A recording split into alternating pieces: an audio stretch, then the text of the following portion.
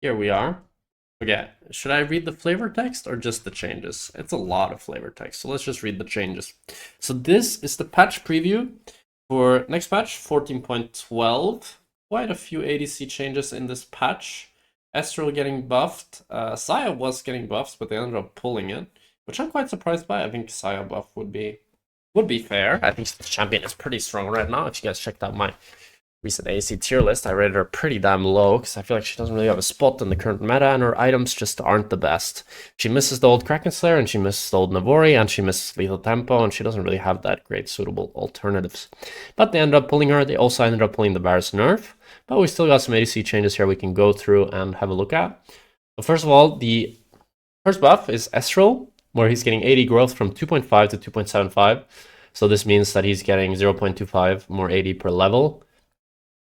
So I guess level 4, he's going to have 1 more 80, level 8, 2 more 80, level 12, 3 more 80, something like that. Not a huge change, makes him scale a little bit better, and overall boosts his damage a little bit. Then we have Q total AD ratio, 1.3, 1.4. This is a very big buff. Ezreal is super Q reliant. It's a spell you use just as much as you auto attack, and this was a buff they gave him before that made him really OP in solo queue. It made him like one of the best champions in solo queue in the game.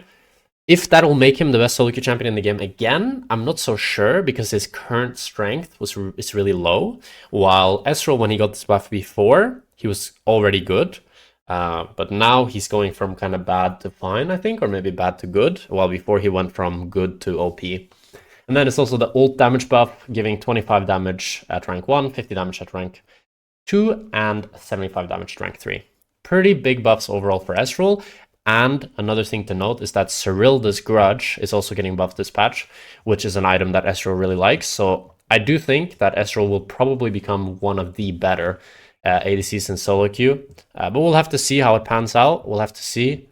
I do think that still there are champions that are pretty decent into him. Stuff like Jhin, I really like into Ezreal. And you can probably still play hyper carries into Ezreal and you can still outscale him, but he just has a lot more damage in the mid game, and even later on in the game now he has a lot more damage and he doesn't get out like as outscaled as fast as he used to. Then Karma's getting a bit of a buff to her shield strength. Her shield strength is going up by 20 max rank, ult bonus shield going up by 30 max rank, and the ult E movement speed duration going up by 0.5 seconds. I think this is fair. The Karma shield part of her kit has felt kind of weak for a while, and it feels like most of her power has been in her Q and her W. So I think trying to shift some power into her E is fair for a champion that I think they want her to be a support primarily. Then we have a Nefiri buff. I think this buff is pretty fair as well. I think she's one of the weakest assassins right now. They're buffing her pack mate damage by 6 first rank, 2 max rank, and giving it 0.5% more bonus AD. Looks like a pretty big buff, to be honest, and 2-second cooldown on Q at first rank. Looks like she's going to be a lot better early game now and have a lot better laning phase, which I think probably fair. We'll have to see if it pans out. Maybe she'll be OP. I don't know. Personally, I'm not fully sure how strong she is, but just my perception is that she's pretty weak. I believe she has a pretty bad win rate, and doesn't have a crazy pick rate either. But maybe I'm wrong, actually. This winner, I mean, it's 0.8% pick rate, though. And I guess the winner is actually pretty decent. But it's so low pick rate that it's, like, probably only one Trick's playing it. So it makes me think, like, it's kind of the fake, this win rate. Because usually when a champion is, like, 1% pick rate, like, if we look at, for example, mid lane, and we look at the highest win rate champs, it's going to be champions that have, like, really low pick rate, like 0.4, 0.8. 0.5, 0.6. It's like their win rates are always going to be a bit inflated when it's just such a small percentage of people playing them. And usually it's just people that like are one tricks or something like that. And then a Vladimir, no, talent buff, Q cast time, not skills with attack speed, quick stab. I think that's fair. Just a nice quality of life buff. Double jungle mod now does normal damage to monsters instead of increased damage, and they're buffing the overall damage on the W. I think that's fair as well. Overall, just buffing like lane Talon a little bit. Talon is really fucking annoying champ, to be honest. I don't really like it when he's good, but I can see why they'd buff him. I don't think he's like that strong. He's just really annoying. Just the E mechanic is just so annoying. But I'm an ADC. Assassins are supposed to counter ADCs, so I guess if I find a champion annoying, that's probably a good thing for the player base. Vlad, W cost 20% current health, 15% current health, W healing, 15% of pre-mitigated damage, 30% of pre-mitigated damage, W bonus health ratio, 10% to 15%. Okay, bit of a weird buff to Vladimir. I don't know how much that actually does. I guess you lose less health when you press it, and you heal more? I didn't even know Vladimir W had healing. I need to read the, not Vladimir Putin, I need to read the Vladimir wiki. What the fuck does his W even do, actually? I didn't even know. He's untargetable. Enemies within the polar the duration are sold by 40%. Vladimir heals himself for 15% of the pre-mitigation damage dealt. Oh. Wait, but does he heal when he WEs? Does he heal from that as well? Does that also heal him? Or no? I don't know. And also, I mean, the damage per tick scales with bonus health, and now it's going to scale more, and Vladimir gets bonus health from ability power. So, and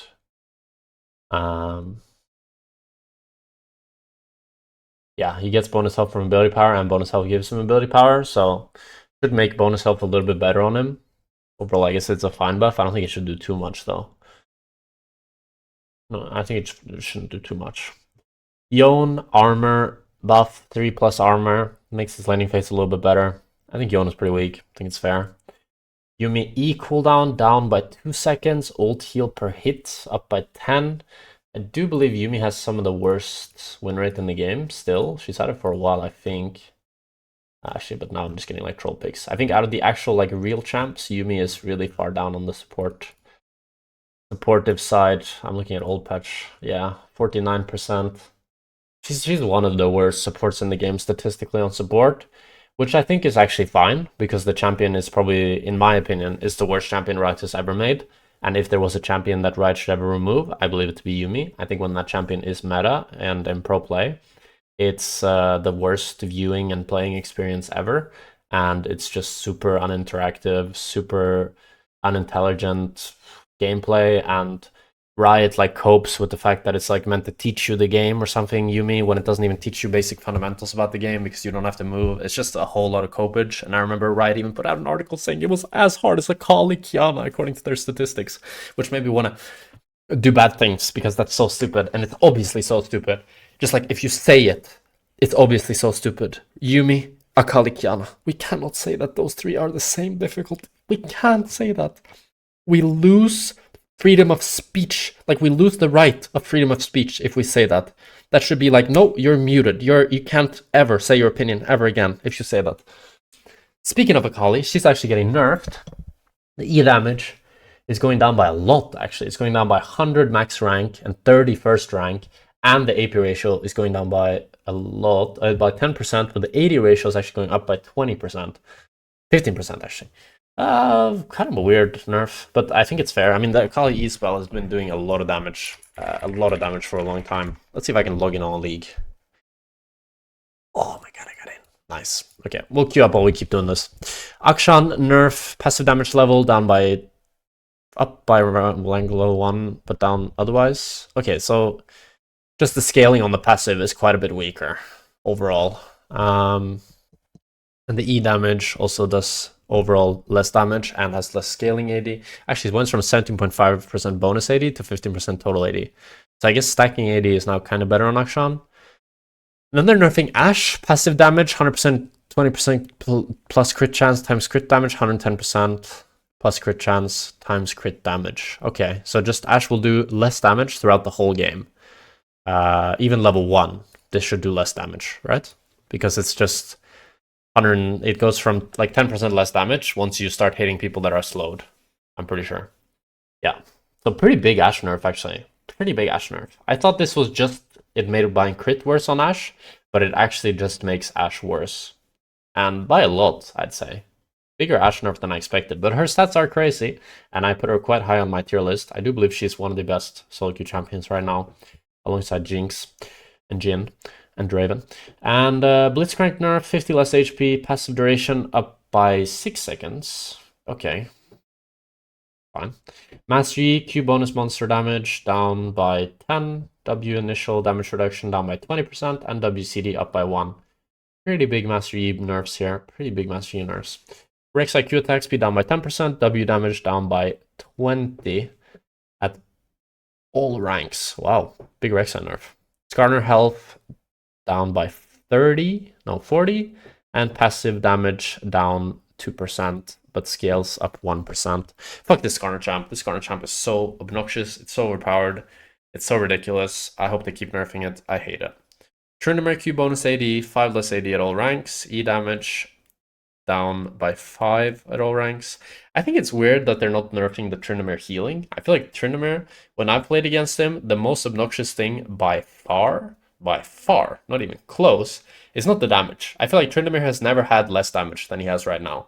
But it's the E cooldown, and it's the healing that he has through buying Ravenous, Hydra, and like just Q healing and going fleet. Like, it's just such an obnoxious split push style of gameplay. Also, I clicked play. But I do not have league opening. So, not sure what's happening. It's fine.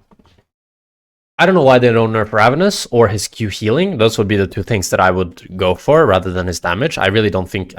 for me, Tryndamere's damage, I genuinely feel like Tryndamere's never done less damage than he does right now. I feel like he doesn't do much damage. Then Twisted Fate, 80 growth, down by 0.8. W mana cost down by 20 at first rank. And blue card mana restore up. So kind of a buff to APTF, but a nerf to ADTF. And yeah, I think that's fair. Interesting. And then we have a champion adjustment for Aatrox. His HP regen growth is down, his armor growth is up, and his E healing is now scaling with bonus HP. And his E no longer increased healing during R, but his ult healing increases up by a lot. I think this Aatrox change, which is just a buff, I'm pretty sure, looks pretty big. To be honest. How's that a buff to APTF? Well, his W costs less mana, and his blue card gives more mana. Isn't that a buff? What else would it be? Oh wait, no, they're making it cost more. I'm stupid. They're making it cost less. Yeah, it costs more. Well, you're still getting more mana on blue card. Wait, no. I mean, you're getting more... I mean, you have to use blue card more. Actually, I guess it's just a nerf, to be honest. It's just a nerf. Yeah, you're right. It's just a nerf. Because the W doesn't give you more mana later on. It just gives you as the mana costs more. If you use blue card, this doesn't make a change. But most of the card time, you're using red card for wave clear or yellow card for fighting. So, but overall, this champion adjustment on Aatrox looks like a pretty big buff, in my opinion, especially for the Bruiser builds on Aatrox. The healing is going to be pretty crazy, I think. And then Corki, minus 3 AD, more attack speed, more Q damage, less Q cooldown, higher Q AP ratio, less E damage, less E shred, and more mana cost on E. So they really want Corki to max Q, not max E. Overall, maybe a net neutral / slight nerf to Corki. I mean, the minus 3 AD is pretty big, but the attack speed growth is decent. I think he's going to be a bit weaker, but we'll have to see. I mean, the Q now will be better wave clear, I guess, but the Q spell is pretty unreliable compared to the E, so yeah. And then we have the LDR buff, which is that you now build it out of Noon Quiver instead of Cloak of Agility. Overall, I don't think it changes much because you're buying LDR like later on in the game and you don't care that much about a build path, but it does have a bit better of a build path now. But they're also nerfing Noon Quiver at the same time. While Noon Quiver never was, I think, an item that's that good, to be honest. I think Noon Quiver is kind of a bad item. So it's kind of weird to me that they're nerfing it. But yeah, I guess it's now kind of easier to buy LDR. LDR is a really OP item. In my opinion, the two best crit items in the game is Infinity Edge and LDR. If you're playing a crit champion, you should always have those two in your build, because they're just so OP. And now they're buffing Surreal Disgrudge by 5% armor penetration to try to keep up with a little bit of the LDR armor pen, since LDR is 40% armor pen, which I think is fair. I mean, I think that's fair. Assassins having really low armor pen was kind of weird. And they're buffing Scout Slingshot, which I think is also fair because it was maybe the worst component in the whole game. I think it could get buffed more than this, but I think it's fine. It also builds from 2 daggers, which makes the build's path a little bit better. And yeah, I think it's fair. And then they added pickaxe to static shiv. One of my biggest problems with buying static shiv was that the build path sucked, and you had to pay 1k gold to complete the item. And there's barely any items in the early game that you buy that have to make... I don't know, my league is just fully bugged, by the way. I keep clicking play, it goes down. The fuck is going on? I've never had league with this buggy.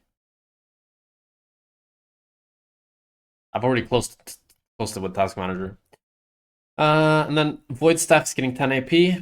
Pretty fair. Most people were buying Crypt Bloom instead of Void Staff. Now it should be more competitive. Maybe Void Staff will be the buy that you go most games now instead of Crypt Bloom. And they're nerfing First Strike down by 5 gold and damage jump down by 1%. Yeah, I think fair. First Strike was pretty damn OP. And just like such a good gold generation rune. I don't think they need to nerf the damage amp as well. I think just the flat gold would be enough. But overall, pretty annoying rune.